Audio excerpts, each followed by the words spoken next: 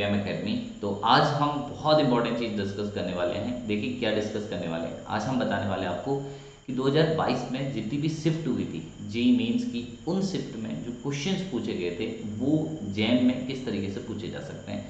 वो question pick करेंगे जो कि जैम में मुझे लगता है कि पूछे जा सकते हैं, क्योंकि जैम में बहुत बार ऐसा होता है कि जेई मेंस के और एडवांस के डायरेक्ट क्वेश्चन पूछ लिए जाते हैं या उसी कंसेप्ट पे बेस्ड क्वेश्चन पूछ लिए जाते हैं, नेट में पूछ लिए जाते हैं, गेट में पूछ लिए जाते हैं। तो ये इंपॉर्टेंट क्वेश्चन रहते हैं हमारे लिए। देखिए पहला क्वेश्चन बहुत आसान है, तो इसके पूछे जाने की प्रोबेबिलिटी हमारे पास ना के बराबर है। वैसे भी एलसीआर या एसी वाला सर्किट बहुत कम क्वेश्चन आते हैं यहाँ से, ठीक है। तो पहले क्वेश्चन के बारे में ज़्यादा बात नहीं करते हैं यहाँ पे कि पहला क्वेश्चन आपसे पूछा जाएगा। बात करें अगले क्वेश्चन की, ठीक है। नेक्स्ट क्वेश्चन क्या है हमारे पास, नेक्स्ट क्वेश्चन देखिए, ये मुझे लगता है कि कहीं हद तक अच्छा क्वेश्चन है। सेकंड क्वेश्चन हमारा, देखो ये वाला क्वेश्चन अच्छा क्वेश्चन है, ये क्वेश्चन आपसे पूछा जा सकता है जैम के लिए, इंपॉर्टेंट क्वेश्चन है। मैं आपको कंसेप्ट बता देता हूँ यहाँ पे, ठीक है। टॉप पिकअप्स बताऊंगा, टॉप 100 क्वेश्चन बताऊंगा जेई मेंस के, जो कि यहाँ पे पूछे जा सकते हैं जैम में, ठीक है।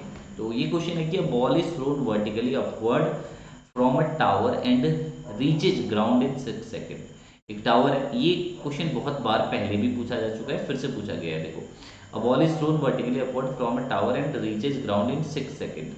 Another ball is thrown downward with same position and with speed reaching ground 1.5 second, ठीक है। उस पहले बॉल को वर्टिकली क्या किया गया, ball is thrown vertically upward, मतलब एक टावर है, एक बॉल हमने यहाँ से यहाँ फेंकी ऊपर को, इसको ऊपर तक जाने में, ठीक है, ये क्या कर रहा है, from a tower and reaches ground in upward from a tower, इस टावर से ऊपर को फेंका है ना, और इसको ग्राउंड में आने में जो टाइम लगा टोटल वो 6 सेकेंड लगा। दूसरी बॉल हमने अनदर बॉल थ्रोन डाउनवर्ड, नीचे को फेंका, और इसको टाइम कितना लगा, 1.5 time taken by the ball to reach the ground if dropped from the same height. तो अगर मैं किसी तरीके से ये ड्रॉप किया गया, ठीक है, जब भी ड्रॉप करते हैं किसी बॉल को तो u जीरो होती है, तो मैं अगर directly s equal to u t plus half g t square लगा दूँ, तो अगर मैं यहाँ से किसी तरीके से 2s अपॉन जी हो जाएगा अंडर रूट का, तो कहीं ना कहीं से मुझे s की जरूरत चाहिए, ठीक है। मुझे किस चीज़ की जरूरत चाहिए, समझ रहे हैं, हमें चाहिए s की। s कितना होगा यहाँ पे, तो क्या किया गया है, देखो, या देखो सबसे पहले जो बॉल डाउनवर्ड एक सीधे रिलीज करी, एक थ्रो की, मान लो ये बॉल नीचे को यू स्पीड से फेंकी, दूसरी बॉल यू स्पीड से ऊपर को फेंकी, तो ये ऊपर जाएगा, यहाँ जाके रुकेगी, रुकने के बाद दोबारा नीचे को आएगी। तो अगर ये यू स्पीड से ऊपर को फेंकी है, तो जब वापस नीचे आएगी ना, तो इस पॉइंट पे इसकी स्पीड क्या होगी, यू सेम हो जाएगी। समझ पा रहे हो। तो T1 निकालते हैं। T1 कैसे निकलेगा, पहले केस में T1 हमें T की वैल्यू चाहिए, टाइम आपको गिवन है, ठीक है, यहाँ पे देख लीजिए, हमें टाइम गिवन है, एक बॉल को 6 सेकंड लग रहा है, दूसरे को 1.5 सेकंड लग रहा है, तो हमने h equal to u t plus half g t one square लगाया, और h equal to u two t plus half g t square लगा दिया, ठीक है। ये वाली बात समझ में आ गई, और तीसरे केस में ये लगेगा। अब हमारे पास इक्वेशन 1 है, 2 है, 3 है। यहाँ पे हमें T1 की वैल्यू पता है, T2 की वैल्यू पता है, H तीनों केसेस में सेम है क्वेश्चन में, ओके। तो इन तीनों इक्वेशन को अगर आप सॉल्व करेंगे तो आपको T3 की जो वैल्यू आएगी अंडर रूट T1 T2 आएगी, तो T1 6 है, T2 इतना है, तो आंसर कितना आ जाएगा, 3 सेकंड आएगा। देखो एक ही मेथड नहीं है इस क्वेश्चन को सॉल्व करने की, हजारों मेथड हो सकती है, उनमें से एक मेथड ये यहाँ पे बताई गई है, ठीक है। तो पहले मैं आपको शिफ्ट 1 के क्वेश्चन बता रहा हूँ, पहली शिफ्ट में जो क्वेश्चन पूछे थे वो बता रहा हूँ, ठीक है, उसके अलावा कुछ नहीं बता रहा हूँ।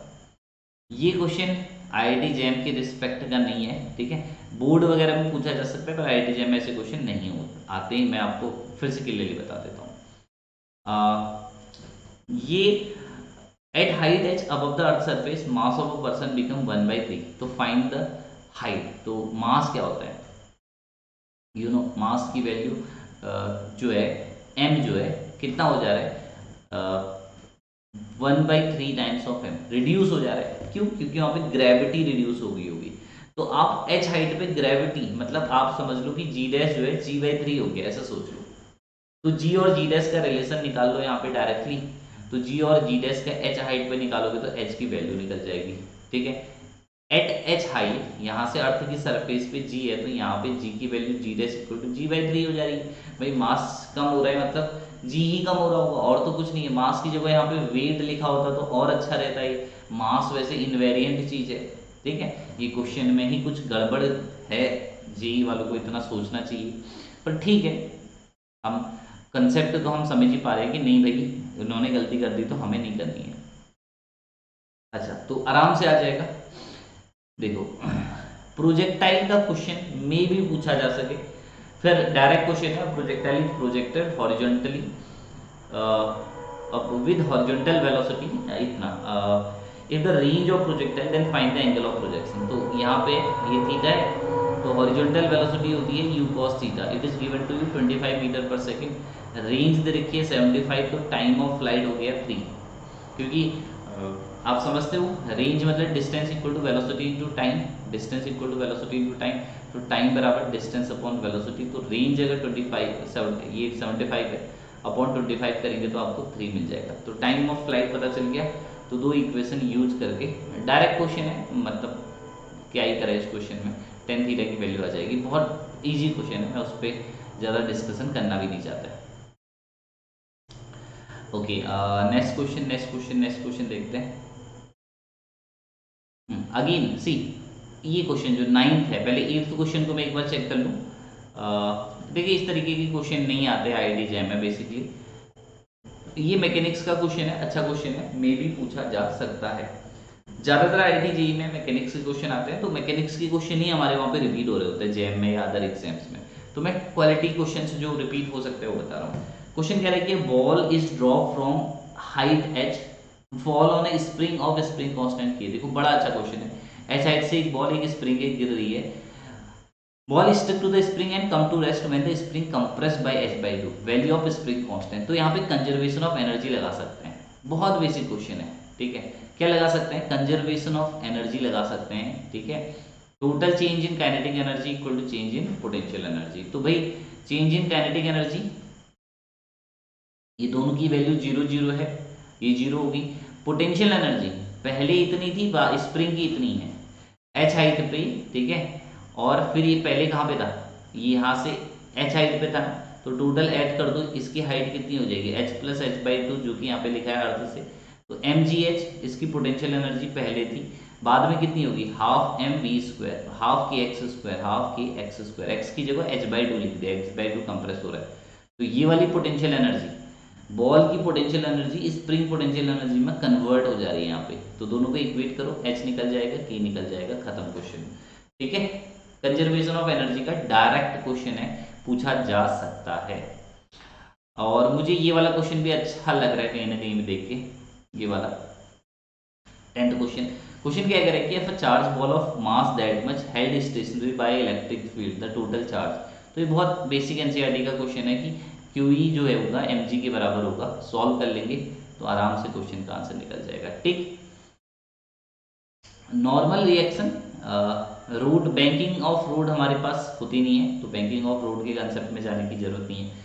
ये अच्छा क्वेश्चन है। एफिशिएंसी ऑफ कार्नोट इंजन मुझे लगता है कि कुछ हद तक हमारे काम की चीज है, और ये वाला क्वेश्चन भी, 12वां क्वेश्चन भी 13वां क्वेश्चन भी, दोनों काम की चीज है, जैम के लिए बहुत काम की चीज है, ठीक है। 12वां क्वेश्चन देख लो।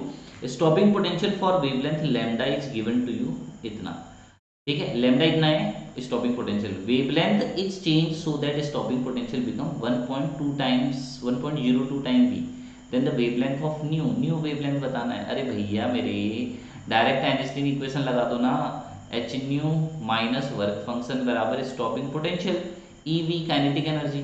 तो यहाँ से पहले केस 1 को स्टडी करो, केस 2 को स्टडी करो। एच न्यू की जगह एस सी बाई लेमडा रखो, -5 रखो, यहाँ पे ई वी रखो, ई की वैल्यू रखो, वी की वैल्यू गिवन है, कैंसिल आउट होके डायरेक्ट आंसर दे रहा है, ठीक। कोई कंफ्यूजन तो नहीं हो रहा है किसी के मन में? डायरेक्ट लैम्डा की वैल्यू निकल जाएगी, okay. 13 question, again I feel this is kind of question जो हमें चाहिए। भाई ये क्वेश्चन तो चाहिए ना मुझे, जेस्ट में पूछेगा तो मुझे चाहिए ये क्वेश्चन, या जैम में पूछेगा या नेट में पूछेगा, मुझे ये क्वेश्चन तो चाहिए। Efficiency of Carnot engine was 25% at 27 degree centigrade. Oh, what will be the increase in temperature required to increase the efficiency by 100%। अच्छा, पहले एफिशिएंसी कितनी है? 25% है, ठीक है। बाद में जो एफिशिएंसी है, टेम्परेचर गिवन T2, सिंक का टेम्परेचर गिवन है, बाद में टेम्परेचर हमें क्या करना पड़ेगा, और कम करना पड़ेगा। जैसे जैसे सिंक का टेम्परेचर कम करोगे तो क्या होगा, बढ़ेगा बढ़ेगा बढ़ेगा बढ़ेगा बढ़ेगा।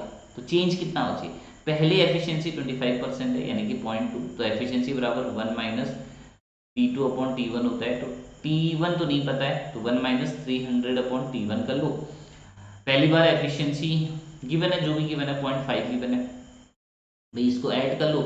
सेकंड केस में लगाओ x2, x2 again is given to you 100% यानी कि 1 चाहिए, इंक्रीज बाय 100%, तो 25 थी, 100% से इंक्रीज होगी तो 50% हो जाएगी एफिशिएंसी, 25 तो थी, 100% बढ़ाने पे 50 हो जाएगी। तो बाद में efficiency 1/2 1 minus T2 upon T1। तो इक्वेशन 1 से मिला है 1 minus 300 upon T1 equal to 3/4। इसको सॉल्व करो, यहाँ पे सॉल्व करो, T1 माइनस T2 करो, 200 केल्विन आएगा, टक से आंसर आ गया। देखो बड़ा प्यारा क्वेश्चन है यार, कर लेना, ठीक है। अच्छा जी, ये वाला क्वेश्चन, क्वेश्चन नंबर ये काम का नहीं है मेरे लिए, और फाइंड वॉल्यूमेट्रिक स्ट्रेस, नो। ये वाला 17 क्वेश्चन मेरा काम का फंस गया, शिफ्ट 1 से 17 क्वेश्चन मेरे काम का है। डायरेक्ट क्वेश्चन है, magnetic field due to a loop का क्वेश्चन है। देखो देखो क्या कह रहा है क्वेश्चन, क्वेश्चन बेसिक है। If at the centre of a circular current carrying wire magnetic field is B naught, O centre पे मैग्नेटिक फील्ड बी नॉट है, बी नॉट की वैल्यू आपको पता है mu naught I upon 2r होती है, कोई गलत तो कह नहीं रहा हूँ, यही होती है मेरे अकॉर्डिंग जहां तक मुझे याद आ पा रहा है, ठीक हो गया। Then the magnetic field at the distance r/2, भाई magnetic field on the axis B axis कितना होता है, mu naught upon 4 2 pi, mu naught I upon 2 pi R होता है, स्क्वायर तो मुझे नहीं पता, R square plus x square की पावर 3/2, अच्छा आर स्क्वायर होता है, ठीक है, ये होता है। तो x इक्वल टू कितना रख दो, r/2 रख दो।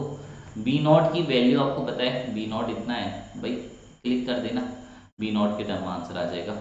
बहुत ही प्यारा, आसान, मजेदार क्वेश्चन। ये देखो, ये जेई वालों को मैं बार बार कहता हूँ कि ये वाला क्वेश्चन हमेशा आता है, ठीक है, कैलोरीबिलिटी के प्रिंसिपल से क्वेश्चन हो जाता है यहाँ पे, ठीक है, कंजर्वेशन लगा के।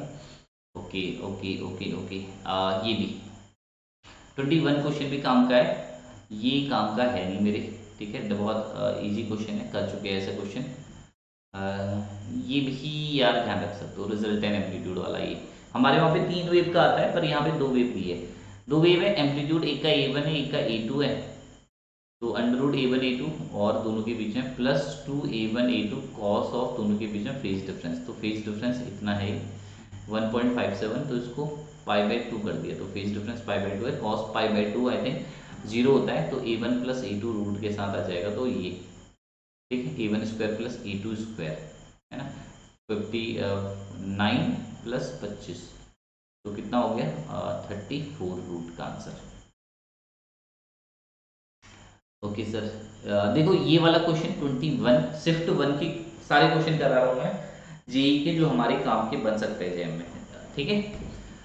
21 क्वेश्चन फिर से देखो, 21 क्वेश्चन में भी खास बातें दिख रही है। If frequency of light is double of its threshold frequency, its velocity is v1, and if frequency is 5 times in threshold frequency, its velocity is v2 equal to x v1, v2 equal to x v1। तो यहाँ से सवाल है, पहली बार double कर दी, ये equation है, तो हमने 2 frequency h nu minus h nu 0 equal to half m1 v1 square. दूसरी बार क्या कर दी, 5 टाइम्स कर दी, दोनों को डिवाइड कर दो मेरे हिसाब से, v2 equal to x v1 है, तो v2 इक्वल टू 2v1 आ जाएगा, तो x की वैल्यू 2 आ जाएगी। डायरेक्ट क्वेश्चन है, पर मुझे लगता है कि प्यारा क्वेश्चन है, ठीक है। एसी फेसी को हम ज़्यादा तवज्जो देते नहीं है जेस्ट में, जेएम में, ये कहीं भी है ना, मेरे काम का है नहीं है। अच्छा जी, और स्टेटमेंट भी छोड़ दो। ये क्वेश्चन पोटेंशियोमीटर नहीं, ईएमएफ का क्वेश्चन हमारे पास आता नहीं है, ठीक है, इसको भी छोड़, बाय बाय कहते रहता। अच्छा ये काम है, देखो, इन अ मीडियम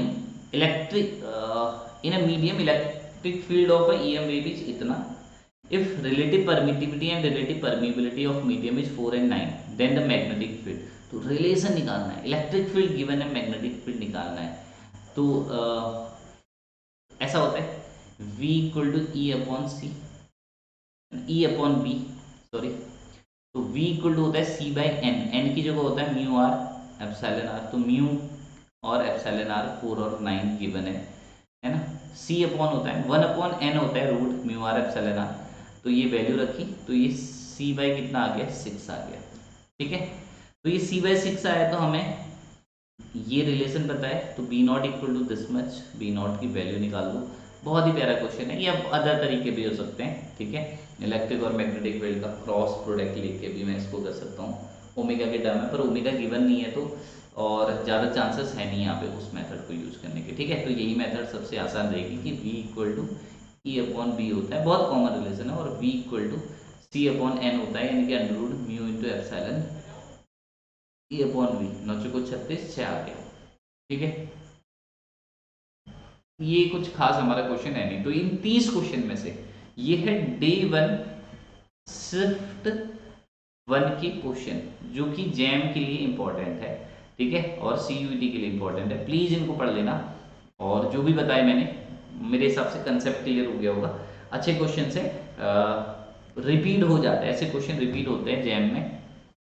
तो मैं 8 शिफ्ट में पेपर हुआ था जेई मेंस का, तो 8 के 8 शिफ्ट के जितने भी टॉप क्वेश्चंस हो सकते हैं जो कि पूछे जा सकते हैं, I will try to discuss all these question, ठीक है। Take care everyone and support this thing, हम आपके लिए डेली बहुत सारी मेहनत कर रहे हैं, तो सपोर्ट कीजिए।